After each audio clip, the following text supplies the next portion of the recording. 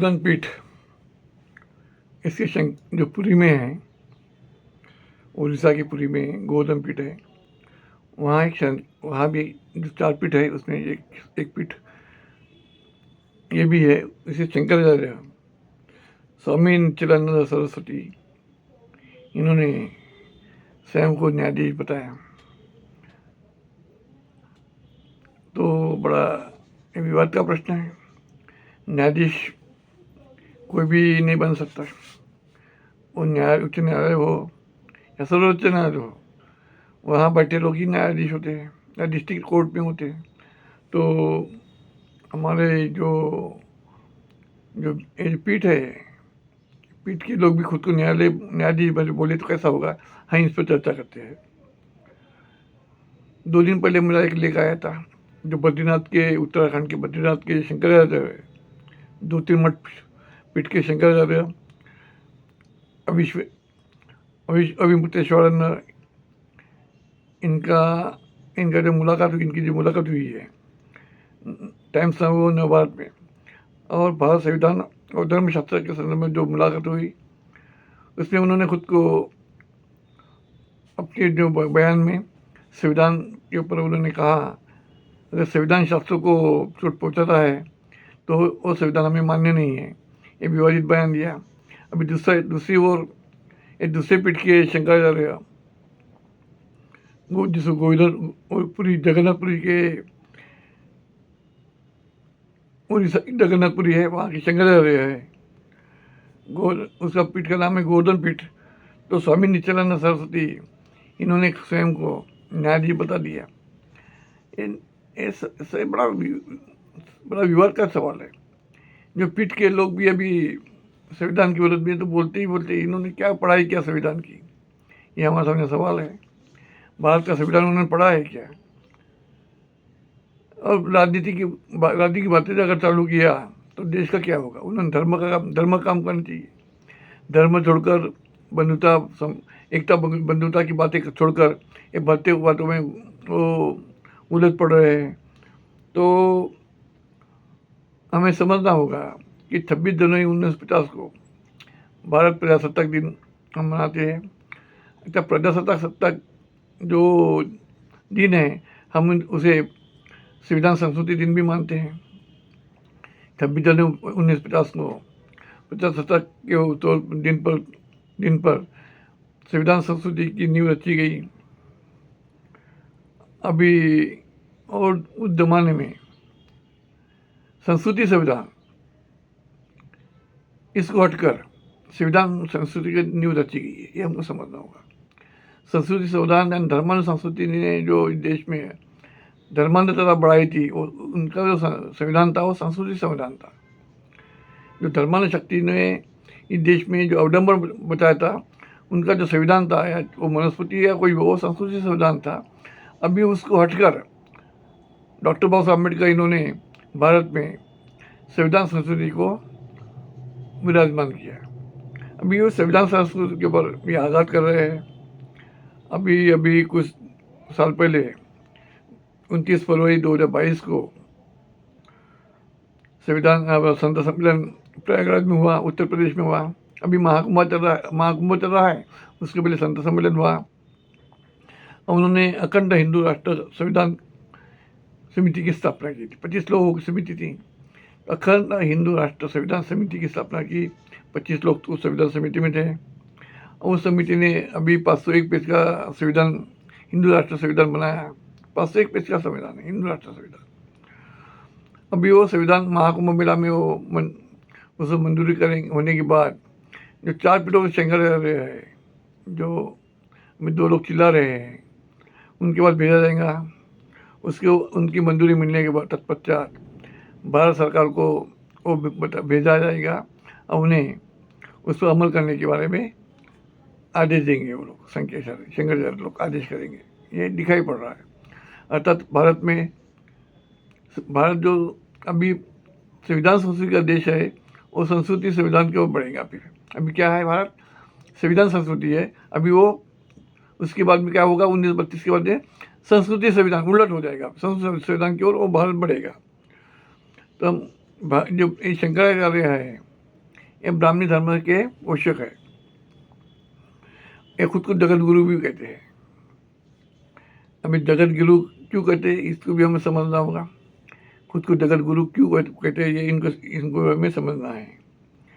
तो गोवर्धन पीठ पुरी के शंकराचार्य स्वामी नित्यानंद सरस्वती इन्होंने 2 विश्वगुरु के संदर्भ दिया, 2 विश्वगुरु का उन्होंने संदर्भ दिया।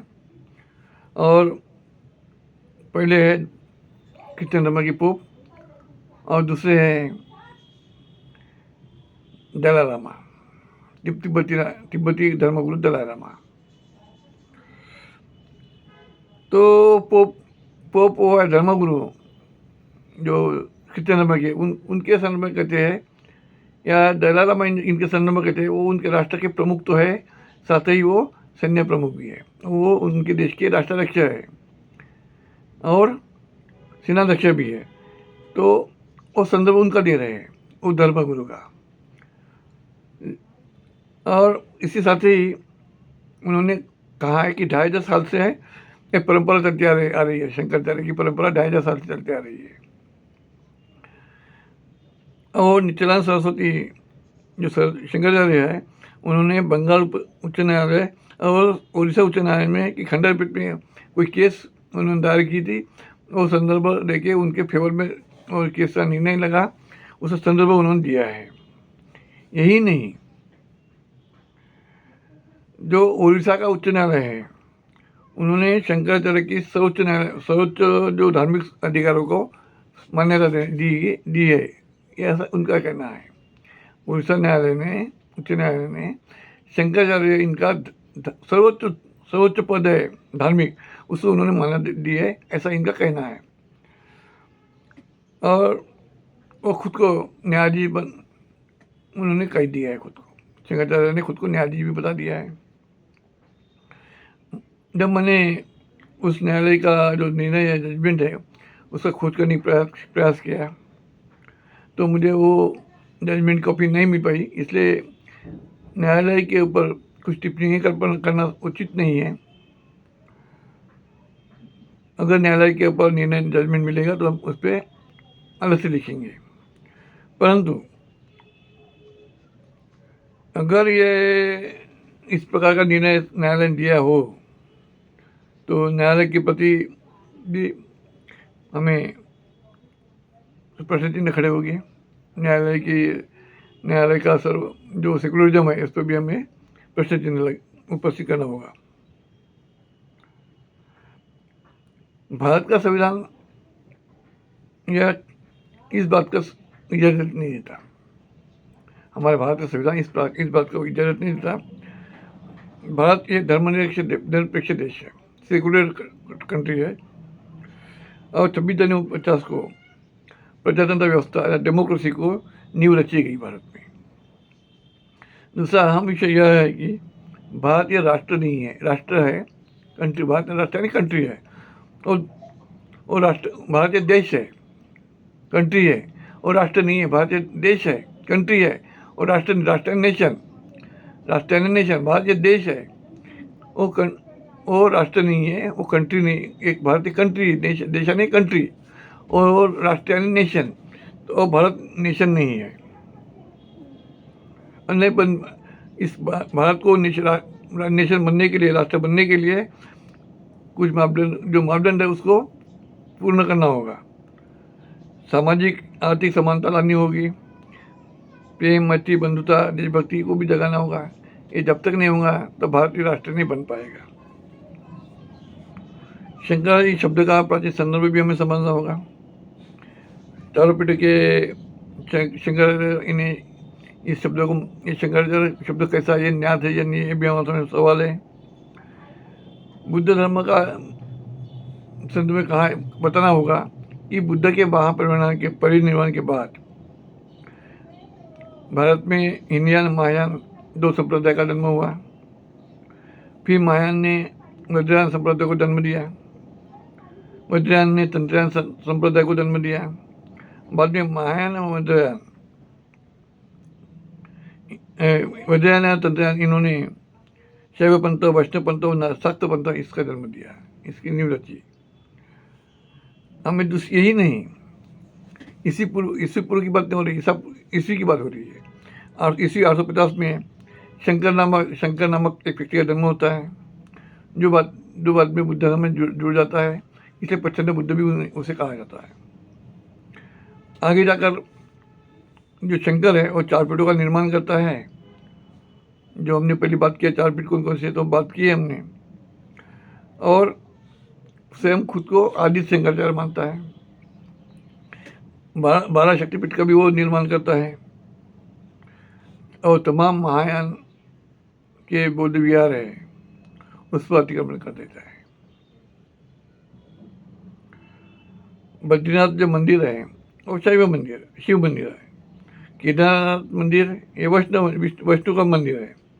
उड़ीसा का जगन्नाथपुरी का मंदिर ये जगन्नाथ मंदिर है। अब बुद्ध को जगन्नाथ भी कहा जाता है, शिव भी कहा जाता है। महायान संप्रदाय के बारे में जब हम पढ़ते हैं तो दिखाई पड़ता है। पोप हो या दलाई लामा, इनका चरित्र के बीच में इनका जो चरित्र है इसमें शंकराचार्य कहीं भी नहीं बैठते।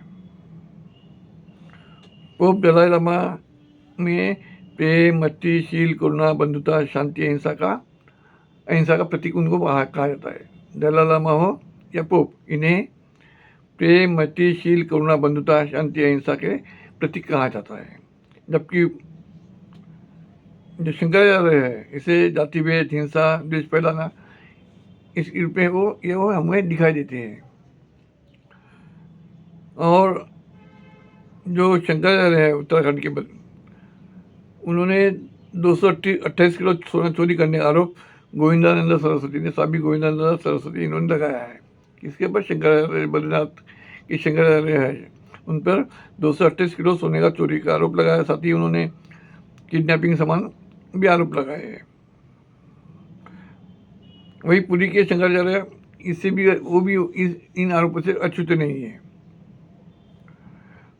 उन्होंने स्वयं जो उड़ीसा के शंकराचार्य उन्होंने स्वयं शासन के शासक पर अराजक शासन तत्व द्वारा उन्हें परेशान करने की बात कही है। यही नहीं, उनके ऊपर राष्ट्रद्रोह की बात कही, राष्ट्रद्रोही होने का भी आरोप लगाया गया है। अतः इन हिंदू धर्म के जो महापीठ के शंकराचार्य हैं, इन्हें हिंदू राष्ट्र संविधान की क्यों आवश्यकता पड़ी, ये अभी इससे दिखाई पड़ता है कि ये लोग है उनमें जो अनैतिक व्यवहार चल रहा है, अनैतिकता चल रही है, इससे बचने के लिए वो हिंदू राष्ट्र संविधान की वो बात कर रहे हैं। ये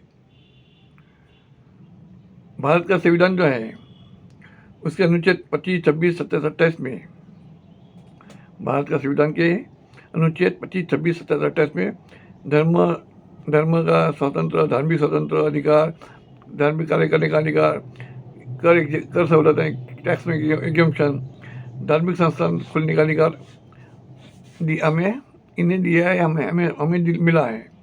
जब हमें धार्मिक स्वतंत्रता मिली है तो हमारे भारतीय संविधान को विरोध करने का उद्देश्य क्या है ये हमें समझना होगा।